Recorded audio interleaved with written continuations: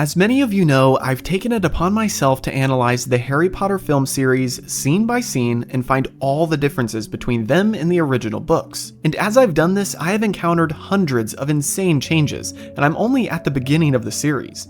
I've uncovered everything from small line swaps to subplots that never saw the light of day on film, to key characters who were completely removed as if the directors used a vanishing charm on them. But as I was going through the Chamber of Secrets for this week's video, I ran into one of the most interesting rewrites from that movie, which is the removal of one of Harry's most important classes and professors, and that is Professor Binns, who teaches history of magic. In order to only involve main characters in the plot of Harry's second year at Hogwarts, the movie ended up stealing a very critical moment from this professor and giving it to McGonagall instead. But this really is a shame because Professor Binns is one of the most intriguing teachers we see at the Wizarding School, and J.K. Rowling uses him to help build out the Wizarding world and lore of the overall series. So today, as we analyze the scenes in which Hermione asks McGonagall about the Chamber of Secrets, and the trio devises a plan to utilize Polyjuice Potion, we're going to take a deeper look at who Professor Binns was, how he played a crucial role in this chapter of the book, and most importantly, I'll reveal every difference between the book and its film adaptation. My name is Gibby, and welcome back to episode 24 of Movies vs. Manuscripts, Harry Potter edition. Like I said, this is the show where I go scene by scene, frame by frame,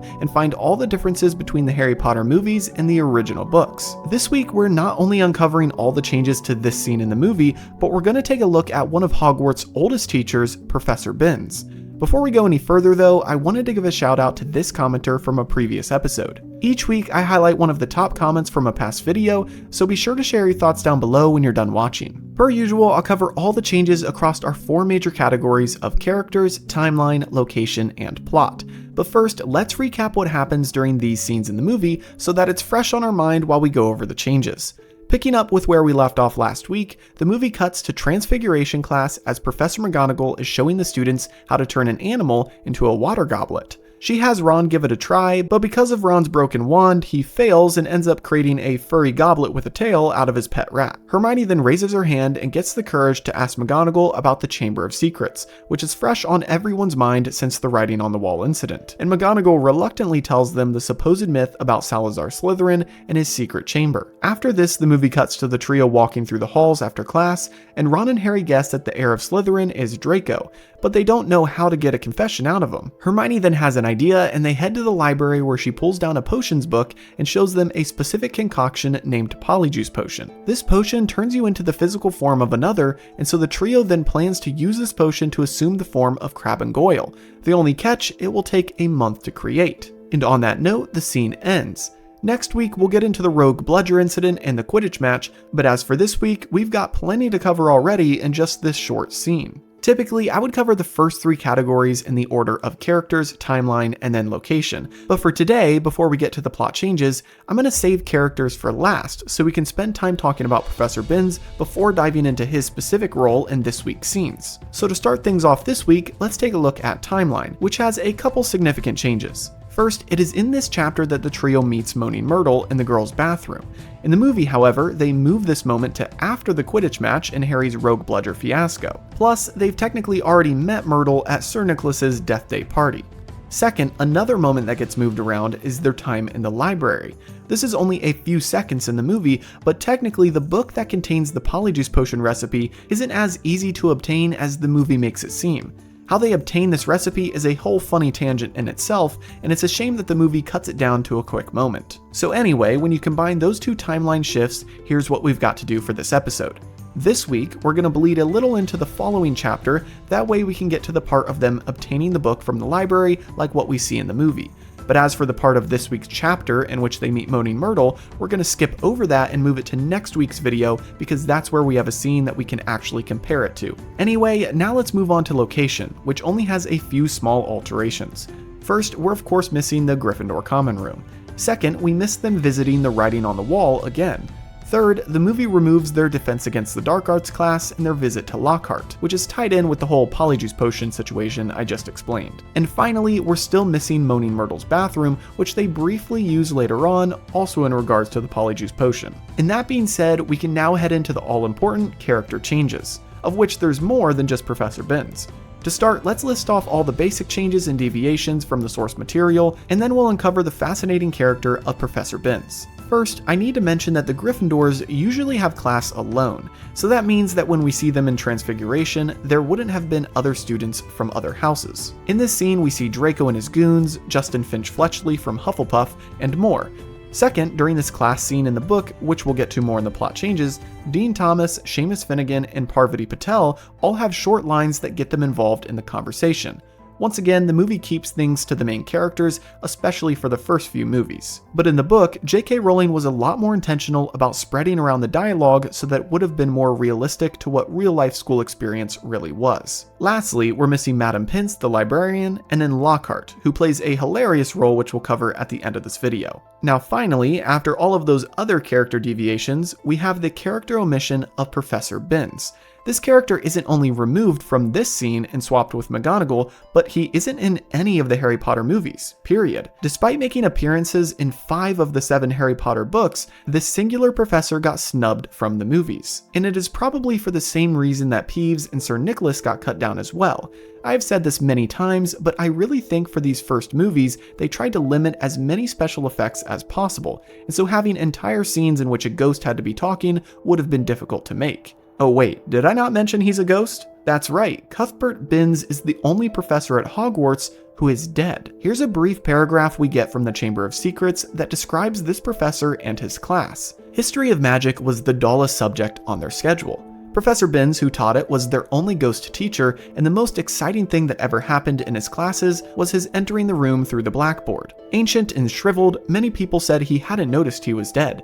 He simply got up to teach one day and left his body behind him in an armchair in front of the staff room fire. I guess it is only fitting that the most boring professor would be a ghost and that they'd be teaching a history class. Throughout all the books in which he makes an appearance, we learn a couple key things. 1, he didn't care if you paid attention in class, and 2, students never raised their hands or asked questions in History of Magic. Ever.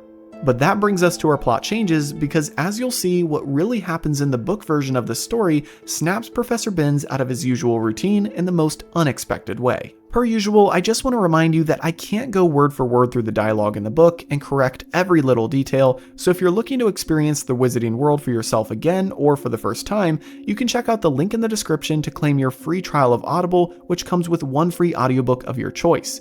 That being said, let's jump into the plot changes. As most of you know, each week when I cover the scenes from the movie, they typically correspond to a single chapter from the book. Well, between last week and this week, we're going to be doing some jumping around because of the timeline changes that I mentioned earlier. And that means that this week, we actually start halfway through chapter 9. Where we pick up from directly follows the events of the writing on the wall. And similarly to a chapter intro, J.K. Rowling takes this time to give us a few seemingly irrelevant details before jumping into the key plot points. But I like to mention these because 1, they're omitted from the movie, so I kinda have to, and 2, they aren't as irrelevant as they might seem. The first change/omission we have is the fact that in the book, the writing on the wall never came off.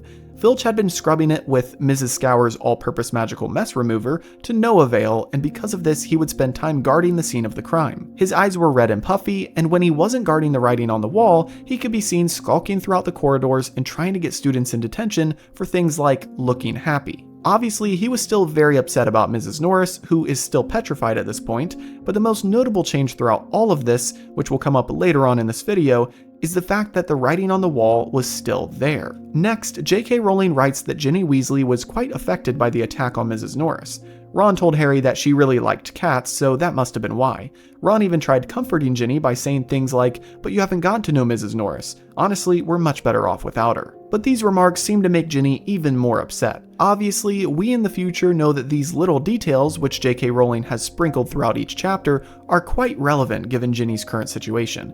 And again, this is another detail which the movie chooses to remove. Next, there's a small moment in the book in which Harry is walking through the halls and sees Justin Finch-Fletchley. Before Harry could say hello, however, Justin saw him and quickly walked in the other direction. This is a very small moment, but as we'll see more later on, people were already suspecting Harry as the heir of Slytherin and avoiding him. Now, the final detail before we head into Professor Binns' class is that Hermione seemed to have been affected by this attack as well. Harry notes that he and Ron had barely seen her as she had been reading more than usual lately. One day, while trying to get some essays done on the medieval assembly of European wizards, Ron and Harry wondered where their friend was, and Hermione suddenly appeared from the rows of books in the library. She looked frazzled and frustrated and informed the boys that she couldn't get her hands on a single copy of Hogwarts: A History. A funny little detail that she adds is that she left her copy at home because she couldn't fit it in her suitcase with all of Lockhart's books. But anyway, she tells the boys that all the copies have been taken out and there's a 2-week waiting list. Harry asked her why she wanted it, and she told him the same reason everybody else wants it, to learn more about the Chamber of Secrets. The name rang a bell for her as if she had read about it before, but she couldn't quite put her finger on it. And by the way, a detail I forgot to mention in last week's episode is the fact that after the writing on the wall incident, Ron also thought that the name of the Chamber of Secrets rang a bell for him as well. He thought that maybe one of his brothers had told him about it before. But anyway, back to the present moment. After Hermione told them about how she was trying to get the book, they gathered up their homework and headed to the next class on their schedule, History of Magic. Now, obviously, the first change regarding this situation is the fact that they removed Professor Binns and replaced him with Professor McGonagall in the movie. However, there are other small deviations even beyond this massive difference. But first, let's go over what actually happens in the book's version of this class, and then we can break down the changes. In the book, after Professor Binns had been droning on about the International Warlock Convention of 1289 and nearly put everyone to sleep, something happened that had never happened in a History of Magic class before.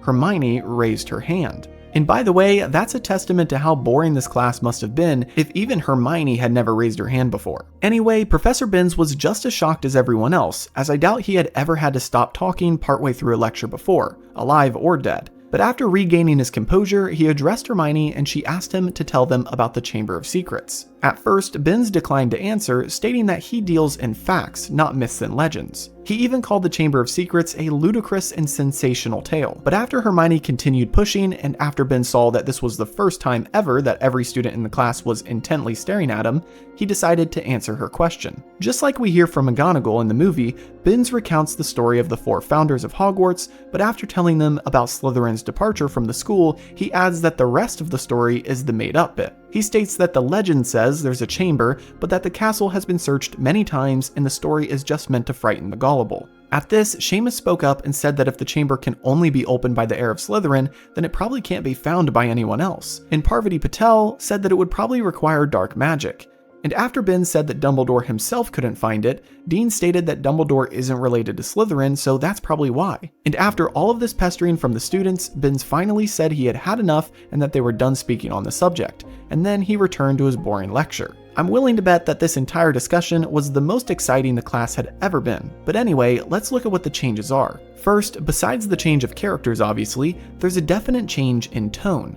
In the movie, they make McGonagall hesitant and somewhat scared in regards to sharing the information of the Chamber of Secrets. But in the book, Professor Binns is adamant that no chamber exists, and there's no reason to be scared because it's a fanciful tale made up to frighten students. Second, we learn an important detail that was left out of the movie. I know this is really small, but in the book, Binns says that at the time Hogwarts was made, it was a place that the founders could safely teach young children with magical abilities, without people persecuting them. Binns mentions that in that time period, wizards and witches were greatly persecuted. This is why Salazar Slytherin started the pureblood stuff, because he didn't trust bringing Muggleborns into the school. He thought it would give access to Muggle parents and other Muggles who were so greatly opposed to wizards. Now that's not me saying Slytherin was right in this, but it at least gives a logical train of thought as to why he was so anti-Muggle. I mean, if Muggles were burning and drowning witches and wizards, then it would make sense why Slytherin didn't like them. The third change is that we of course have the difference in students who speak during this time in class. Of course we see them in the movie, but they don't get speaking roles as that is left to Hermione. And finally, the last change regarding this class is the fact that Ron doesn't fail at turning Scabbers into a goblet. This is probably a callback to a previous chapter in which Ron makes a mess in Transfiguration class because of his broken wand. Since they didn't include that specific moment earlier in the movie, they probably wanted to show something to represent his wand messing up now, and this failed spell is their way of doing that. Now, even though the class is finished, we still have several more changes as our trio in the movie exit into the corridor where they chat a bit, and then they end in the library as Hermione shows Ron and Harry the Polyjuice potion. Well, in the book, we have some similarities, but also some major changes. So let's continue with our next change, which is that after leaving class, Ron says that he would have gone on the train home if he got put in Slytherin, and then we get some inner thoughts from Harry which the movie doesn't fully show. Although the movie does continue a narrative of Harry second-guessing himself as the heir of Slytherin, the book dives way deeper into Harry's complex emotions. We learn that he never actually told Ron or Hermione that he almost got put in Slytherin, so I'm sure it probably made him feel all sorts of emotions when his two best friends are talking about how it would have been the end of the world if they got put in that house, since Harry came pretty close himself to getting sorted there. Next, the book includes a fleeting moment of Colin Creevey sneaking his way into the chapter, as he brushed by Harry in the corridor and then got swept away by students. But as he's getting pushed away from Harry, he hears Colin say that students in his class were talking about Harry is something. Before Colin can finish the sentence, he gets too far away, but Harry knows exactly what Colin was about to say, and after Hermione asks, Harry tells her how other students probably think that he is the heir of Slytherin. Next, we have maybe the second largest omission of today's episode, as the movie doesn't include the trio's detective work at the scene of the crime. That is to say that as the trio went through the halls, they came to the writing on the wall and where Mrs. Norris was hung the other night. Filch wasn't around guarding it, and so Harry went up and got down to search for clues. They found scorch marks and, perhaps more importantly, spiders crawling through a crack in the window on the wall across from the message. The spider part of this is similar to what we saw in the movie last week, but once again they jumbled up the timeline of the book to squish the story together in a film format. A funny detail to add is that this is where we learn why Ron doesn't like spiders. In the movie, he says that he doesn't like them, and that's a common theme carried throughout the series. But right here in this moment of the book, we learn about a traumatic experience he had as a child when Fred turned his stuffed teddy bear into a large hairy spider. Anyway, after finding these clues, the trio then does some snooping to find where the puddles of water on the floor came from the other night, and it leads them to the closed girls' bathroom. Like I said earlier in this video, I'm actually going to save this portion of the chapter for next week when we get a scene that is somewhat comparable to this moment. Right now it doesn't make much sense to address it, since these scenes in the movie this week don't take us anywhere near that bathroom. So moving on to the next change, we read about the trio discussing who the heir of Slytherin might be as they're in the Gryffindor common room later that night.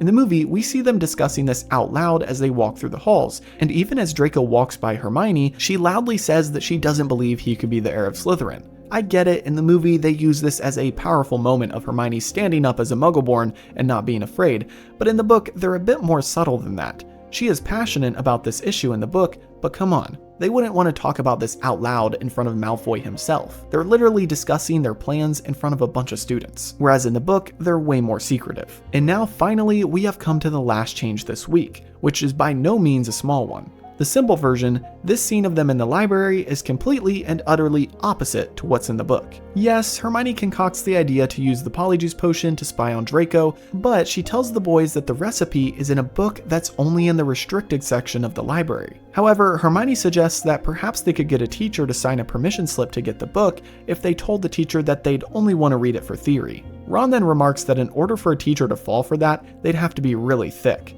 And on that note, the chapter ends and we pick up the following chapter with the trio in none other than Lockhart's classroom. I think you can see where this is going.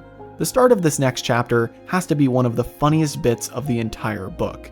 Honestly, you guys have no idea how much I wish I could just read the first couple pages to you here, because it cracked me up rereading it for this video. So if you've got a copy lying around, turn to chapter 10 and check it out. To summarize what happens, the trio are in defense against the dark arts, and since Lockhart's first class disaster with the Pixies, he had been taking a liking to simply reenacting parts of his books. And he always chose Harry to be a part of the act with him.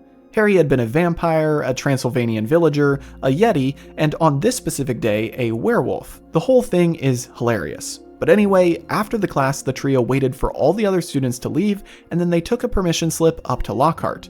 Without even reading it, Lockhart signed it as he went on about how amazing he is, per usual, and at one point he even told Harry that he himself was a seeker, so if Harry ever wanted some one-on-one coaching, he'd be more than happy to help him, as he is always willing to help the less able-bodied. After suffering through more of Lockhart's charm, the trio left to take the permission slip to Madame Pince the librarian. Madame Pince was highly skeptical of this permission slip to access the book, Most Potent Potions, but seeing that it was a legitimate signature from a teacher, she couldn't refuse the students. A funny detail is that Hermione wanted to keep Lockhart's signature, but Madame Pince had to take it per usual protocol. And then Ron told Hermione that they could get a signature anytime they wanted, since Lockhart will sign anything if it stands still long enough. Anyway, after grabbing the book from the restricted section, the trio went to Moaning Myrtle's bathroom to read it in private and learn how to make the potion. After the boys realized that the potion required a piece of crab and goyle, Ron said he refused to drink it. But after some encouragement from Hermione, he agreed that it was for a good cause, and then added on that as long as it's not a toenail, he'll be fine. Also, a detail that is added in here, but neglected in the movie, is Harry's hesitancy to steal potion ingredients. Some of the Polyjuice ingredients are normal and found in the student supply cupboard, but there were a few which they'd have to get from Snape's personal supply, and Harry tells Hermione that he doesn't feel right about stealing. Only after Hermione guilt trips them both does he agree, and they say they've got to do what they've got to do to save the school. Then, after realizing that it would take a month to make, Ron is the one who complains by saying Draco could have attacked half the school by then. And then as Hermione left, Ron leaned over to Harry and told him it'd be much easier if he just knocked Draco off his broom tomorrow during the Quidditch match. So to briefly recap that, we've got a few changes. First of all, they have to get a permission slip from Lockhart. Second, Ron nearly refuses to drink the Polyjuice potion, whereas in the movie he says, quote, wicked. And third, Ron is the one who says that Draco could have attacked half of the school by then, not Harry. And I guess a fourth change is actually that Harry doesn't want to steal ingredients from Snape, but I think we'll run into that later in the book. And on that note, our changes end for this week's episode. So now that you've heard it all, what do you think of the changes this week? Would you have liked to see Professor Binns included in these scenes, or are you okay with them shifting this over to McGonagall? Let me know in the comments below. As always, be sure to like and subscribe if you enjoyed, and check out the series playlist to catch up on any episodes you might have missed so far. Have a great week, and I'll see you in the next episode.